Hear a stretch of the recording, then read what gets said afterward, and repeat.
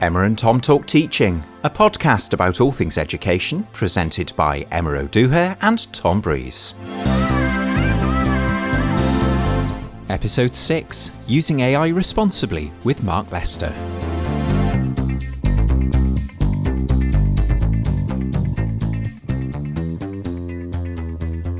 Welcome back to Emma and Tom Talk Teaching. We have a special guest with us today in the podcast studio, a new guest, someone we haven't had on the podcast before, Mark Lester. Welcome to the podcast. How are you doing? I'm very well this morning, thank you. Could you tell our listeners about what you do here at Cardiff Met before we get started? Yeah, sure, yeah. I'm an assistant head librarian in the library services at Cardiff Met. It's part of the wider digital and library services. That's probably not of any interest to your listeners, but it's of interest to me. So my main focus is supporting research and researchers at the university. Nominally, it's a thing called scholarly communications, and I'm glad I got that right, because it's a word I don't often get right. And it essentially is about having a lot of, doing a lot of training, doing a lot of knowledge sharing, talking a lot about open access and open research, and lately as well, talking a lot about AI too. Which is a nice segue into why we asked you onto the podcast today. Now, those avid listeners will know that we've already done an episode on AI with Karl Jones in our previous season. And we were sort of in that episode thinking a lot about how it's affecting teachers in the classroom, pupils. You delivered, Mark, some really interesting professional learning for us in initial teacher education just recently. And I'm just checking the title because it's important, and it was a good one. It drew me in. It was entitled All Watched Over by Machines That Love Research, What This Means for Research Right Now and What the Future Holds. And having watched your professional learning, I thought this is going to bring a new angle on this discussion around AI to our listeners. So before we get into that, tell us, in your role, and I suppose personally and professionally, why has AI piqued your interest just lately? It started piquing my interest around about 2021, when the first, I say not really even the first, the more aware people were starting to talk about ChatGPT, or the aspect of ChatGPT that we now know of, which is asking a question or putting some information into a box and getting a response. So I started to look into that, and I started to talk to colleagues about it a little bit in the library, that I think this has huge implications for what we do. And it has huge implications because we offer answers to things, right? We offer a lot of resources, a lot of digital material that students in particular can make use of to do their assignments, get a good grade, etc., etc. So people sort of ignored me for a while, which was good because I was able to go off and have a look at it on my own, find out a little bit more about it, experiment myself. And then suddenly November 2022 happened, and that's when people suddenly started taking notice of, in particular, ChatGPT, and what we now know as large language models, or LLMs. And then I was able to start advocating for us taking a look at this. We formed a community of practice in the library to be taking a look at these tools ourselves. And it's been beared for a little bit of fruit because we're now being shown products by suppliers and publishers that integrates this technology, and we're able to take a lot more of a critical view on it. So we're not just essentially saying, oh, this is great, here's some money, we'll have it. We're able to do a little bit more of analysis. So we've kind of benefited a lot. And that's where I've come in. I've come into it in a sense because I've always had a little bit of freedom in my role, in my job here, which is good. And I've been able to carve out my own little niche to be a person that knows about these things. And it's probably worth nailing our colours to the mast here and saying that, and let's not immediately go down the route of talking how much we hate AI-generated chunks of essays and how rubbish they are and how incredibly annoying they can be to read. Let's start with some positives, because there are some positive applications of AI in terms of being a researcher, but I suppose thinking also about our primary audience of teachers as well. And there are some positives. So let's start with some positives. What can it do that's potentially going to actually make our lives better? So, I mean, one of the things we focus on in the library quite a lot, and one of the things we're looking at in a lot of detail, is the use of AI to summarise complicated topics, or the complicated topics in this case being very, very long journal articles that people are required to read or encouraged to read as students, but also actually as anybody involved with research is, to keep up their own knowledge, their own awareness of what's going on within their topics. So we're focusing quite a bit on some of the positives around that, because we do think it is I do think it's a positive. I think it has a really, really positive impact to cut through a lot of the academic speak. You can potentially read a lot more. You can potentially gain a lot more knowledge of a topic without having to do some of the more fundamental reading. But then additionally, that would be a problem. But I guess we'll get into problems in a bit with some of that. It also can actually aid people in finding information too. I think that's one of the things that we forget about is information literacy within this. And this does actually bring alive information literacy as a topic. For those who don't know what information literacy is essentially how you find stuff online and then how you can interrogate that, bringing in aspects of criticality, verifying your sources from that information, whether it's legit or not. It's like those kind of areas. So it can actually enhance that, in my opinion. And it can also potentially make other aspects of processes quicker for people. But again, there's an aspect of needing to have that base level of knowledge and criticality, which doesn't always exist, as we know. And I'm curious to know if you've already had students on programmes here at Cardiff Met approach you about this. It's interesting to hear that people didn't want to know at the start, but I anticipate that there were students out there who were sort of in step with you, wanting to know how to stay on the right side of the line of this stuff. What sort of questions have you been getting from students? I know that a lot of students have been quite keen to make sure that they're still being authentic in what they're doing. So in their writing, they want to make sure that, in a sense, I haven't generated with this AI. I haven't generated what I've done here by using AI, and I want to make sure that that's kind of known, I suppose. So it's that questions of, I maybe want to make use of the tool or the tools, but I don't want to be plagiarizing from those tools. How do I do that? And that's a complicated thing. That's quite a complicated line. Because essentially I'd make a point. I make a point in other things when I've talked about this, when I've said, is it a crime to summarise a journal article? And I've used the meme of that. You might remember back in the day. Other listeners may or may not remember, but you wouldn't steal a car that you would get on when we used to get a DVD or a videotape. Oh yeah, I do. You wouldn't steal a car and that kind of. So I make a joke about it to try and introduce the topics to people, to say, well, would you summarise a journal article, or would you use AI to summarise a journal article? And that's the sort of ways that I'm trying to talk to people about this topic. But it is fairly an interesting one for me, how universities are reacting to it, because some universities are reacting to it in a way of not so much embracing, but they're being very clear about what they're looking for. But I know a lot of universities have just focused just on assessment. And I think probably in my opinion anyway, that's the wrong thing to do. Because these tools are like any other tool that exists.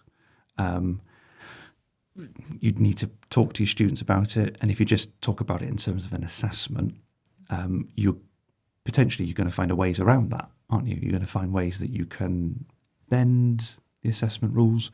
And also you're not potentially teaching people about how to actually do these things. So again, going back to information and kind of those digital literacies as well. It's funny mentioning assessment there, and I do, as you were talking then, I was finding myself wondering, the students are coming to you worried that they're about to commit a crime, steal a car, academically speaking, thinking about universities, but also thinking about schools as well, just thinking generally about teaching, learning and assessment. To what extent do you think the appearance of generative AI is a bit of a reckoning, maybe an overdue reckoning for our our approaches to assessment, our sort of stubborn belief in the gold standard of 1,500 words on a page. Because I can remember in another university being hauled into a meeting, it must be 15 years ago, where somebody tried to explain to the assembled mob that we didn't all have to set assessments that were 1,500 word essays. And this was like rocket science to these people. You know, I've never seen people look so horrified at the idea. To what extent are we actually going down a bit of a blind alley, trying to help students navigate this line, given that actually it's quite tempting to just conclude that the whole kind of assessment model is overdue for a bit of a wash and a brush up? Well, assessment's about authentication, isn't it? And it authenticates the work that the person has put in, but also by extension, the organisation or institution that's offered that degree or qualification, right? So it's a big one, isn't it? I'm not an expert. Just to put that, I'm not an expert in terms of assessment, but I would say that it should be a reckoning. It should be a way of examining the purpose of writing an essay. What is that doing for that student? Is it providing the thing? Is it providing the learning that they require, right? Or is it simply because that's a way to operationalize a degree program? Cheaply. Possibly cheaply, or possibly efficiently, others would say. Not in my position, perhaps more senior people than I would talk about efficiencies and ways to do those. And that's important too, because it is important for the operations of a university, right? Or the operations of a school as well. I mean, I know there's been a lot of talk in HE in particular about trying to move people towards almost randomized vivas at undergraduate level, which completely blows my mind as how you would do that, and whether that would actually decrease the amount of engagement that you may get from a student, and would actually cause more problems than it would actually solve, and whether the return of sitting down within a examination room, sitting down doing a 2-3 hour exam would also solve the problem. I mean, there's been a lot of talk, I suppose, the differences between England and Wales in particular when it comes to examinations at school level, and then the corresponding things like PISA and things like that, how that reflects through. It probably needs to look at it. I don't know. I don't have any answers myself, though, obviously. But I would say, certainly I've got a teenager myself, and they're still doing things that I would have been doing in school. And I was last in school in 2022. No? Is that right? That's 2 years ago. No. Yeah. 2002. 2002. Honestly. Yeah. So in 2002, and I did my GCSEs in the year 2000. And that's a long time ago now, as I was reflecting earlier. So surely things have moved on a bit since then, and I would have personally thought that things have moved on a bit then. But I've been looking at the assessments they've been doing and the way that they do things, and it doesn't seem to have moved that much on, apart from some of it's on a laptop rather than paper, and that's kind of the only difference. Let's anticipate that those things are going to change. We are where we are right now, and kind of sticking with this positive spin that Tom mentioned at the start, but attempted positive spin on the discussion. I was curious and interested about what you said about, one of the areas that you're trying to support students with in terms of the process of learning and preparation that goes into these assignments, even if they are, there are problems with it being too focused on the product. But let's picture a hypothetically engaged, benevolent student that's out there that really wants to get the most out of this process and wants to start using AI to support that process. You mentioned summarising is an area you think that this is got a positive impact on potentially. I remember from the professional learning that you also talked about the process of finding sources to support them. What kind of products, what kind of apps are you pointing them towards, and what are the positive benefits of using those approaches when they're preparing and they're doing that learning in the lead up to their assignments? Yeah, so for me, the summarising especially is a really it's a really crucial bit to the academic practice process, I suppose. I'm going to use a phrase that some of my other colleagues in the library services use when I talk about academic practice within that. Because we often, if we're talking to students from a library's perspective, we stop short of, we just focus on, say, here's how you find something. We don't then go further, because that's somebody else's job, isn't it, to talk about that. But it sort of is, sort of isn't. So some of these tools do go further. They are about finding, but they also are about that aspect of, give me an understanding of this thing that I've found. Because I've put in some keywords into a search engine, I've gone through some results, I found some stuff. Is this relevant or not? I've no idea. Now, you don't necessarily, as a student, want to read through 50, 60, 70 academic papers. So what these tools can offer is a way to support you in that reading, I suppose. And I suppose that's the positive spin on it. They're very kind of set up in that sense then for accessibility, right? We want people to come to university in particular, but also within other educational contexts as well, and be supported. And some of these tools can do that supporting as well. There's one in particular that can aid neurodiverse people to just enable themselves to be organised. And there's nothing wrong with that, is there? There shouldn't be problems associated with that. It's just like any other app or piece of software that you may find on the internet, and may use it in that way. Yeah. Thank you.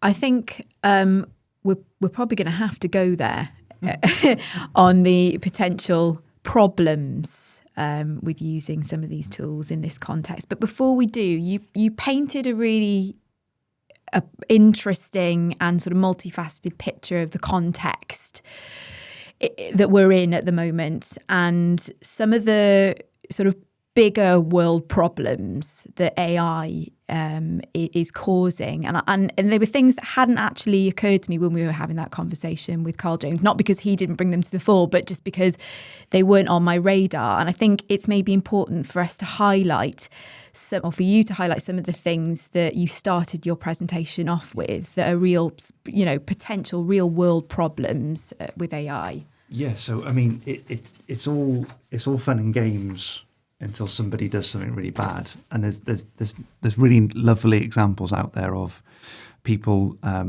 doing things with an AI, particularly image generating, and it going viral. I pointed towards in my presentation the dripped out Pope that I always use as a nice example, because it's a fairly old example now. Well, it's a fairly old example in terms of the internet. But I think it's about 1.5 years old as an example. Is that old or not? I don't know. But it's old in terms of the internet, right? And that's the thing that went fairly viral, because people actually, for a moment, believed that this current pope would wear a massive bomber jacket and look pretty cool in it. So that's a nice example. But there's also the potential downsides to those, and that's the downsides of there's been quite recent cases within the American election.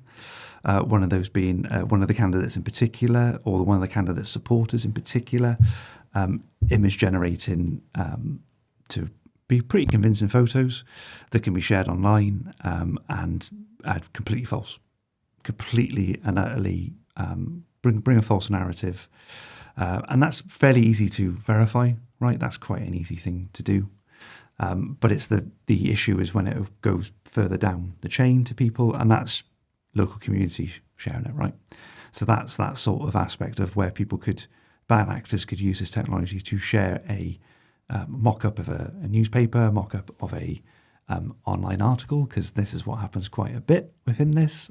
We've seen a lot of examples in the last week of this, of where people have shared false information, and it's convincing looking because it's potentially generated as a web page, it's potentially generated as a verifiable link, right? And the verifiable link in the sense of you can click on it and it looks decent, looks good, but it's all completely false and people have used generative AI to generate that information. And that's a problem. And we should clarify, because this will come out a bit later. We are currently recording as various towns and cities across England are going up in flames in the wake of the Southport stabbings, which has caused a sort of upsurge in disorder fueled by the far right. And as you say, there's a clear sort of link to social media and information literacy there, which really does bring the whole thing into focus. I mean, as you say, there's always kind of mildly hilarious examples. I mean, mildly hilarious is the right one to use, but there was the famous black Nazis, wasn't there, generated by, was it Google's image generator was asked to generate Nazis, and because they programmed in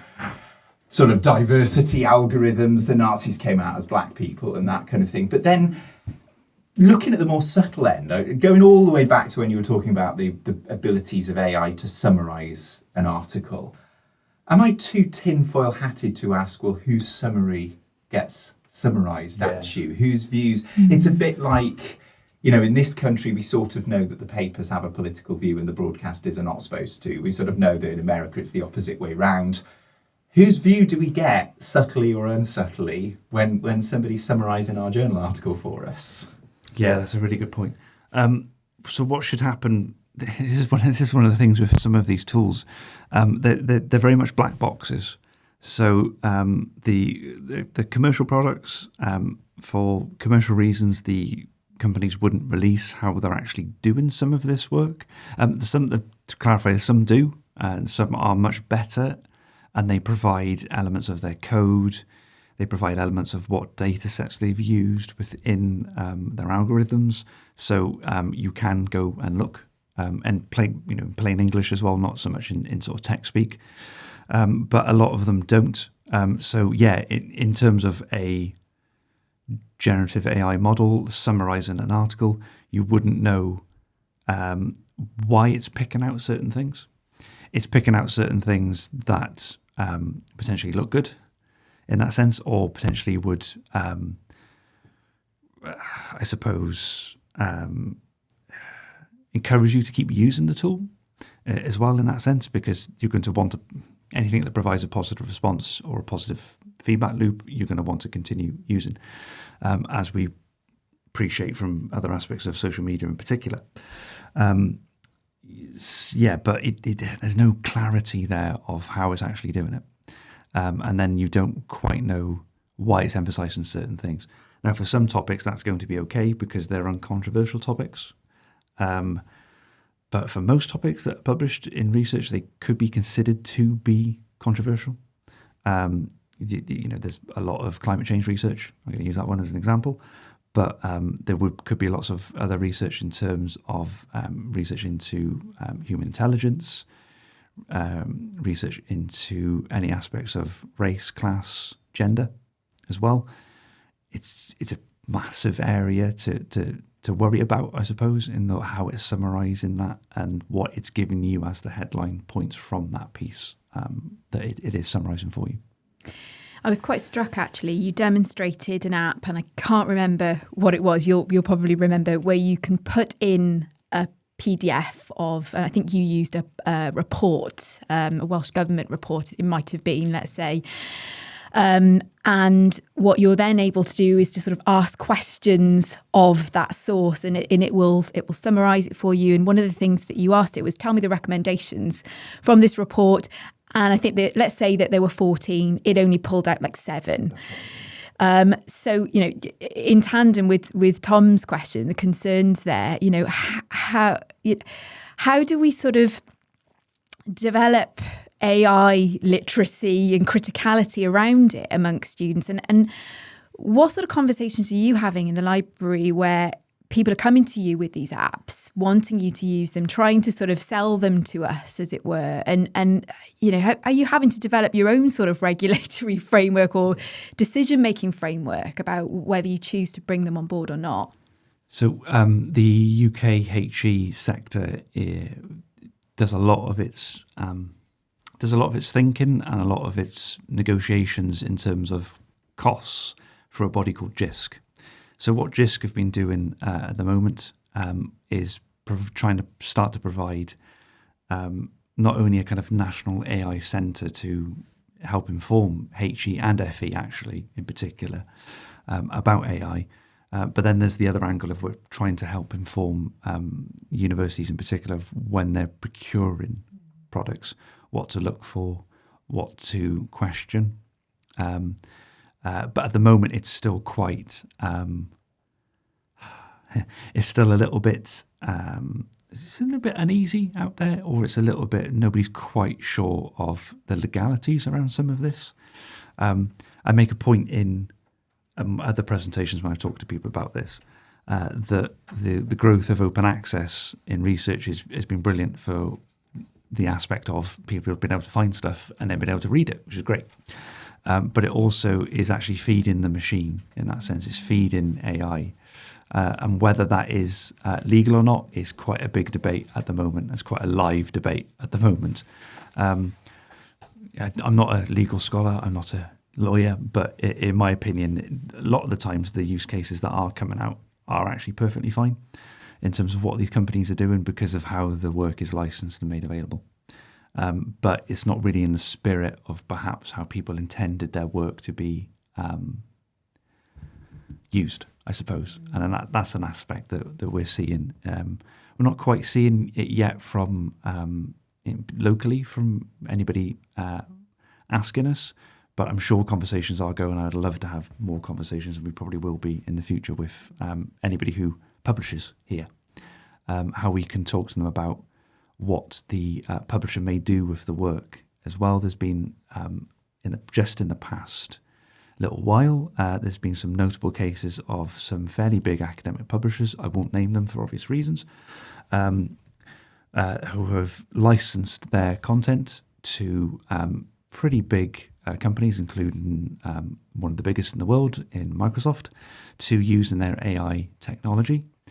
And this has caused quite a stir, and hopefully what it will start to do is cause people to have more conversations about this, because in the end it's people's work and people's labour that they've wanted to have published, so they've signed over their rights to a publisher, and that's fair enough because that's part of the deal of getting published, right? But what's happened is their content and their work is now going to be used in a far wider sense that perhaps they didn't fully intend to when they wrote their book or their journal article. Yeah, and I suppose ethically, because you raised some really important questions about, the climate impact of AI, and there's another dimension there, isn't there? If my work that I've published is suddenly contributing to the climate crisis, then I'm not going to be particularly happy about that. And I wonder, as an institution, we've won awards for sustainability, and I wonder, is this sort of setting the cat amongst the pigeons about, on that front as an institution?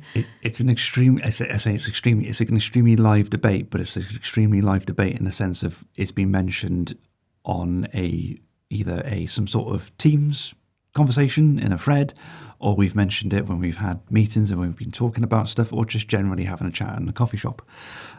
What do we do about it?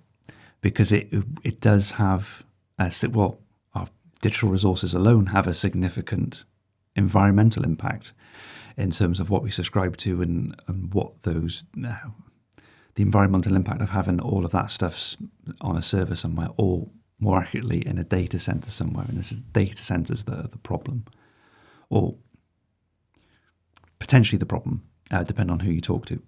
A lot of people see data centers as really important for our economic growth and economic future.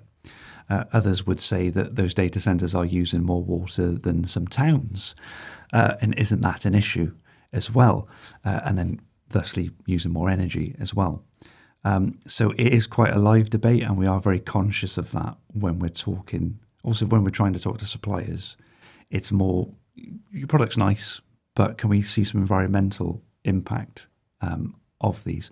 And it's fair to say that I think in most universities, I think they've obviously focused quite naturally on the physical environment in terms of environmental sustainability, but we haven't probably talked too much about what's the digital footprint of what we're doing here, and do we know? Because we probably don't, and it's probably something that we need to be talking about quite actively. And thinking about that sort of increasing abundance of stuff, I mean, just to kind of think about it on a simple level about sheer quantity of stuff. I mean, you can play the tiniest academic violin in the whole world if you like, but I've been having real trouble getting things published lately because journals have seized up. And speaking to somebody recently who runs a journal, he said, well, we're just submerged in rubbish AI generated stuff. We're rejecting 80-90% of what we get. It feels like the sort of cogs of knowledge production are almost kind of seizing up with the sheer sort of simplicity of producing stuff. As someone whose job it is to help people kind of find the good stuff, how do we actually cope with all of that stuff when actually, thinking about a lot of the assignments that we see that have been generated by AI and using them as an example, a lot of it's pretty rubbish and it's just getting in the way. Yeah.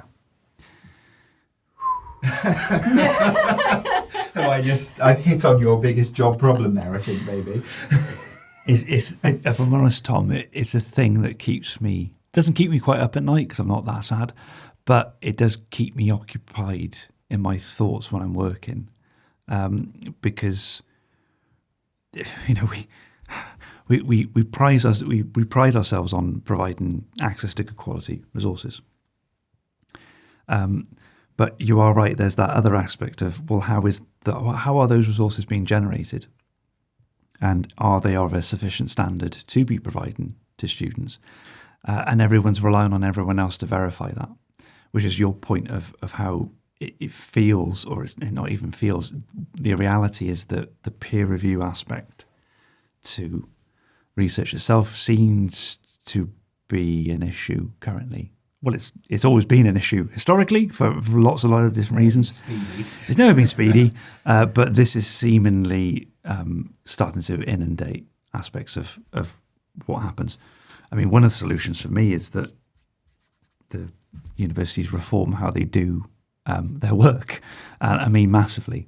Don't use the journal article or where the journal article has been published as a badge of honour, in as much as that's the thing that really matters, because then people would potentially publish less, I suppose. One of the aspects is there's far too much research that is published, and it is true.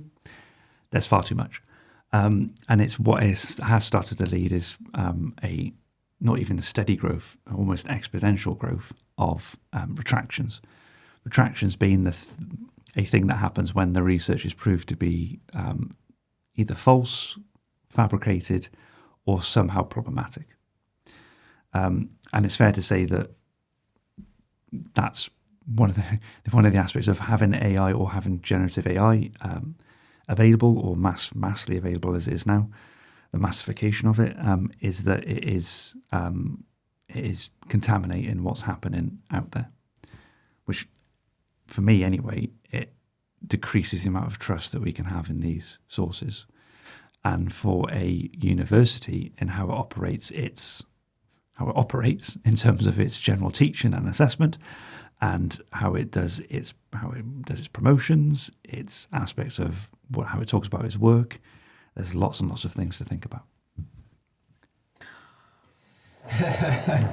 Thinking about some of our listeners, quite a lot of our listeners, who are out in school teaching, and they've got a load of the next generation sitting in front. They haven't even come to university yet. They haven't even started a career yet.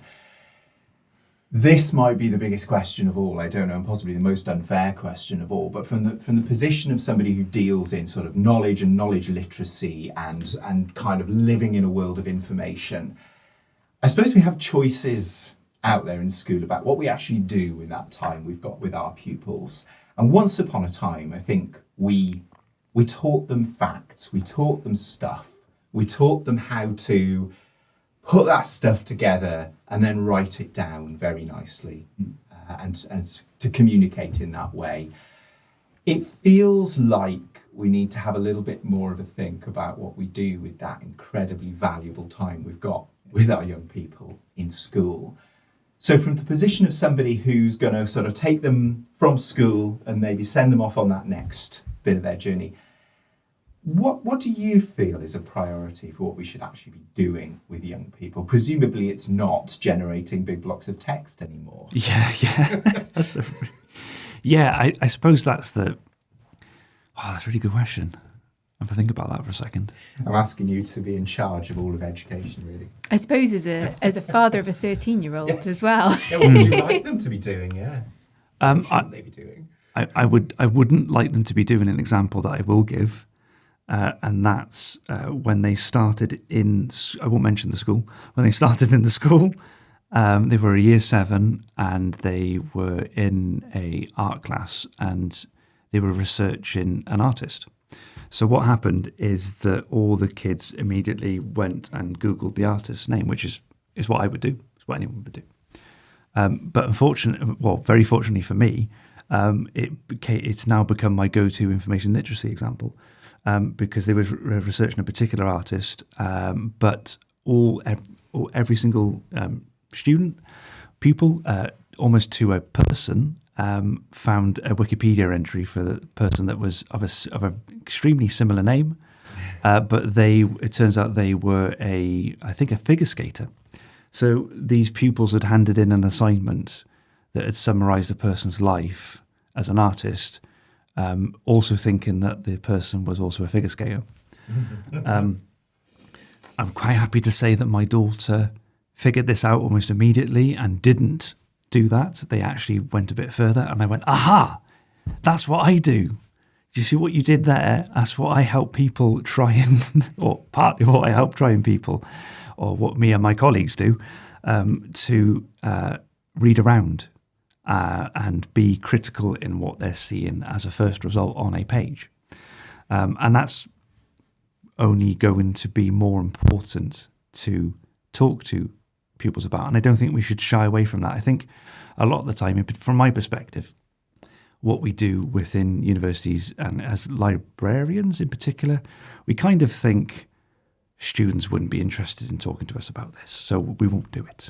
What we'll do is we'll just say, here's a big box that you can go and find stuff in. And we've done our job now. I don't want to talk to students about this. No, I won't. They'll just be bored. And of course they will be. Students do get bored by stuff, even if they've come to study at a university. So we shouldn't, I think we've got to double down. Embrace the boredom. And embrace it and go, no, actually, this is quite important to talk to you about. Because you're then not going to hand in an assignment that is rubbish. And that's the same for school pupils, right? So at GCSE level, you're not going to do your coursework's not going to be so terrible that when you get to the exam, you're not going to be able to do the exam. You're going to be able to actually get the grade that you deserve, right? And then you're going to be able to move on to A-levels or move on to the workplace, whichever route you take. Because, of course, a workplace wouldn't really put up with somebody producing something that was rubbish. So why should a school or why should a university? But it's a very difficult thing to kind of move around, isn't it? Because naturally speaking, as from an example of my daughter, everyone would go to where they would be told to go to, which is have a look for it online and see what you can find.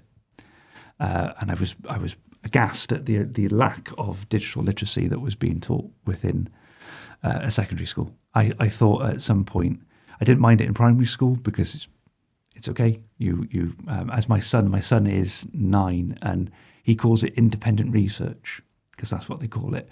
I said, what do you do? Well, we get the Chromebooks out and we have a look at things online. Now he's pretty good at being online. He's been online since should I admit it? Yeah, he's been online since he's been quite young, but it's always been a supervised thing, and we've always talked to him about what he's looking at and what he's engaging with. So I know myself. It's why I know the trends, because I'm talking to my kids about it all the time. I'm genuinely interested. But I think there's an aspect of it's okay, kids know what they're doing still. And I still see it. I still see people talking about digital natives, and nobody is a digital native. I don't, my son, he's grown up, my son and daughter, they've grown up with access to devices, access to the internet their whole lives. They're nowhere near being digital natives. I don't know what people are talking about. No idea. It's it's a thing I think that older people tell themselves, that it's okay because the kids are going to be okay. It's like it's not about that. There's a responsibility, I think, on kind of like my generation, I suppose now. Say that. Oh, I don't like saying that because I feel like my father. But to be talking to their own children and by extension any other aspect of where they can talk to people about this if they don't have that ability to just talk to the kids about it. It's a really interesting point, actually. It's one that gets my goat on a completely different sort of skill set around oracy, that just because in my subject, which is drama, pupils are talking a lot more perhaps than in other subjects, that they're going to be really good at it because they're doing it all the time, just because they've got access to digital technology in all aspects of their lives and from a lot younger, that they'll know how to make good choices about how to use it.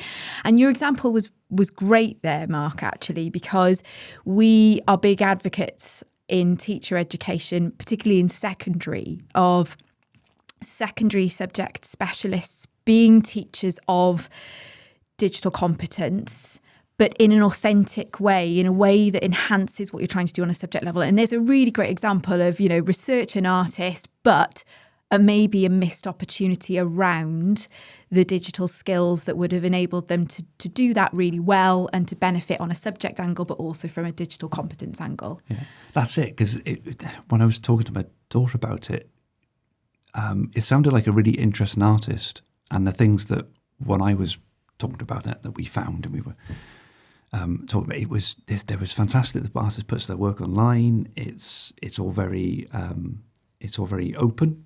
It's all very findable. But she said that her and some of her fellow pupils, started to be bored almost immediately. And I thought that was such a really disappointing thing to hear, because you were researching an artist who has their work online, and you can take a look at the representation of their work and you can find out all this information about it, but they were just looking to do it as quickly as possible. And I found that a fascinating thing to think about. The use of the digital technology was there, and it was good that they had the use of the digital technology, but there wasn't an aspect of wanting to go into any more depth. It was just a perfunctory tick box exercise, and so many consequences for teaching and learning that we unfortunately don't have time to go into in this episode, but perhaps we need a follow-up episode, Mark, down the line as things move on. So we'll get that repeat performance in the diary before we unseal you from the studio. But in the meantime, let's move on to our infamous homework slots, which I'm pleased to hear we did remember to warn you about in advance. We'll let you pick the order. Something interesting, something to try. Either way round. What's your first one? I think that within the AI space, I think it would be really interesting for teachers to really try and use some of these tools to do the example I actually showed within the video that I did as part of my role here. Teachers often get told to look at things, don't they? Reports. This has been published, it's very official, it's very important. Use some of these tools to look at these reports. Try out whether it's going to be useful for you or not. I think there's a really interesting angle in this for that summarization. We did talk about problems within some of these tools, but genuinely, if you are using a tool and you are looking at it in the sense of just one source, i.e. a report, you could start to find that it could be quite useful to explore more and then to go into more depth, especially around the aspects of the language that's used within some of these reports in particular, to really then start to engage. Because at the end of the day, things are produced from a policy perspective for the engagement of schools. They are produced in a vacuum, but they are produced in a way to encourage people to make use of them. And that's how some of these tools, I think, people could use. I'm interested that you said to us, resist the urge to be impressed and also act responsibly. Now, interestingly, we tried an AI tool out with something the other day, and initially we were very impressed, but we actually became less impressed the more we used it, and we started to spot its foibles. What do you mean by act responsibly? So act responsibly. And in that sense of, I wouldn't encourage anybody to use a summary verbatim. I wouldn't encourage anybody to be looking at, always give me a plausible sounding sentence there, I'm going to copy and paste it into something else. I would always encourage people to acknowledge what they've used as well within anything that they're doing in this area. The acknowledgement itself, I think, is a good thing because it can encourage conversations with people further. It can encourage a safe space for it too. And I think that's going to be really important going forward. It's going forward in all aspects of using AI within education, providing the spaces for people to use them, to, as you've done, use them and go, I don't actually think that's as good as we thought. And that's important because education technology is a big moneymaker for a lot of places, and it is a big potential thing. As I know that lots of people would be looking at it from the sense of taking workload off, lessening the amount of administration burden that comes with roles and with places, and lessen bureaucracy as well. But it's always going to be important, I think, to keep responsible use going. And then also thinking about the climate is also just to get that in there. Anyone out there who's crying out, just tell us what apps you're on about. We're not obviously not marketing these things, but I can reveal some of the ones that you demoed for us. I think Chat PDF was the one. That was one of using that chatting with a single source. So it's that sense of uploading a PDF and then you can chat with it. And these things, you can find a lot of tools like that. A lot of them are actually, it's one thing I didn't talk about, but a lot of them are freemium. They're freemium in the sense that you can use them up to a point and then you come across a paywall or you come across the fact that you need to log in. I would encourage people to use freemium versions of anything, only because that's a good way to try things out. But be thinking about the aspect of what's the extra money required to access these things as well, in terms of that promotion and talking to particularly other teachers about as well. Because I'm sure anybody that listens to this can appreciate, I know there's a lot of education technology in schools. There's a lot of platforms, there's a lot of apps, there's a lot of put it up on your phone, get it up on your laptop, get the students to put it up on their laptops and phones and use it in that way. So it's a big old area, education technology itself. But I suppose it's that sense of trying things out. There's nothing wrong with trying things out as well.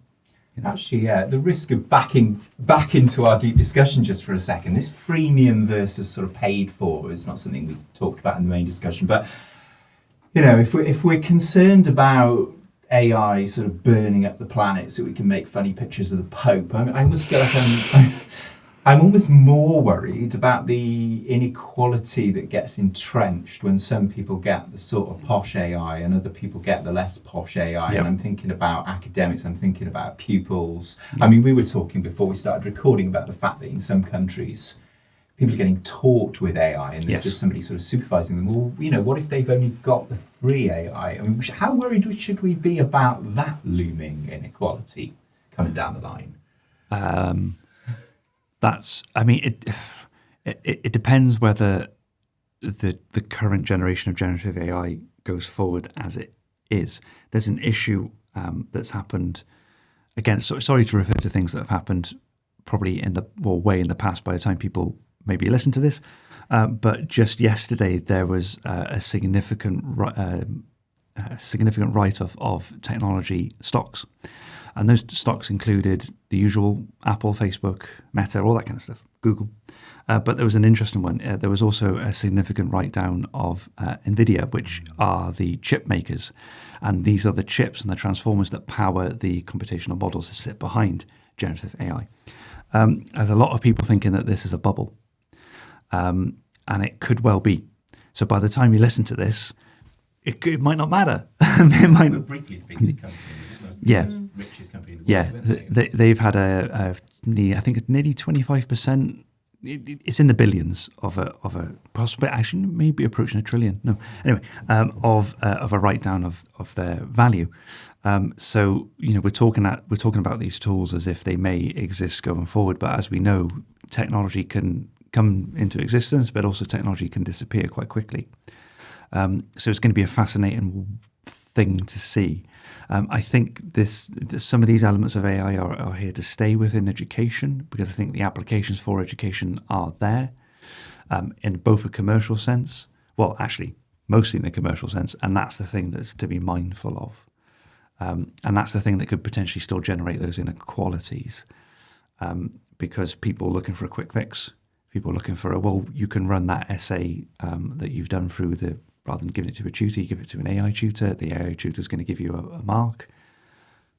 Great, that's fascinating. I suppose that's not taught me anything. That's only going to decrease the amount of engagement that you would see within education, because it is literally a tick box exercise then. But then also there's the aspect of those who can afford access to the better AI will have that continued advantage, as you would have if you had more. Well, as you do have in education, if you have more time on your hands, if you don't have to work, if you're in university in further education, and then also if you've got a more settled home life as well. If you are in primary and secondary education, you have more time on your hands to engage with this. You have interested people in your life who are going to talk to you about education and see the value of it. And this could only it is already happening, but it can. There's a very easy to see scenario where this just continues to pull that apart.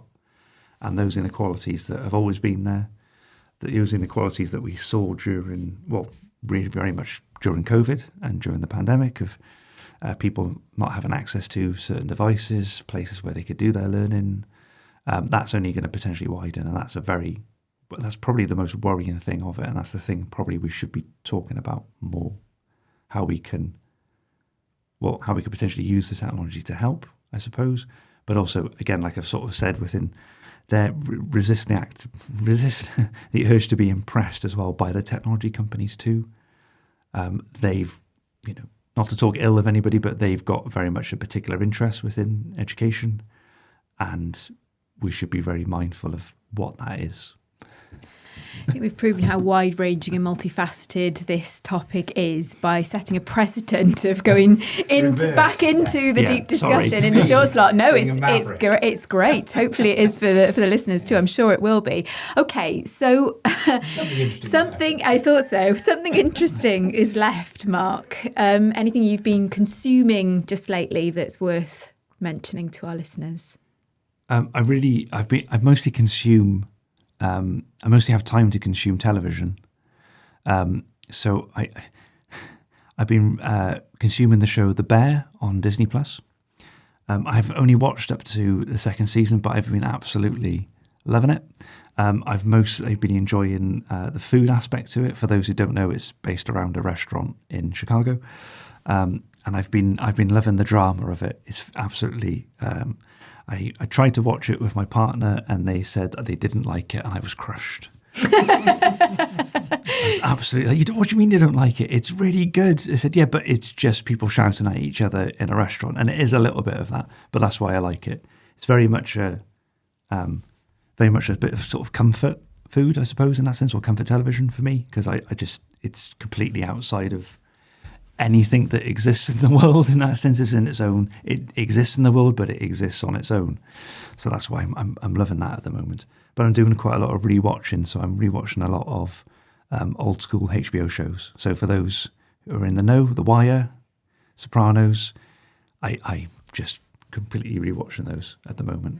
But I'm also at the moment, at this time of recording, I'm consumed by the Olympics. Consumed by it. Far removed from the genteel world of academia, I was about to say, until I remembered we work in IT. Plenty of swearing and shouting. Yes, well, indeed. Indeed. No risk of going back down the rabbit hole there. Thank you for those recommendations, Mark. I haven't watched The Bear yet, but I shall endeavour to do that, although it does sit behind another paywall of a subscription to Disney+. But Indeed. AI summary. Yes.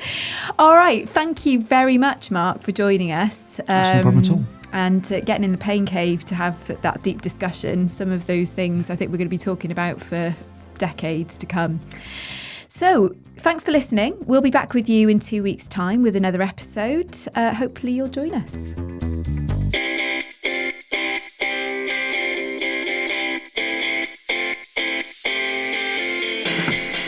You've been listening to Emma and Tom Talk Teaching, a podcast about all things education, presented by Emma O'Dooher and Tom Breeze. The special guest this episode was Mark Lester from Cardiff Met's Library Services. Thanks to Mark for joining us in the studio. We have a feeling we'll be asking you back soon. Podcast artwork is by Beth Blanford and the music is by Cameron Stewart. Technical support from Peter Lambert and Jamie Hicks, and the studio manager is Adrian Rapps.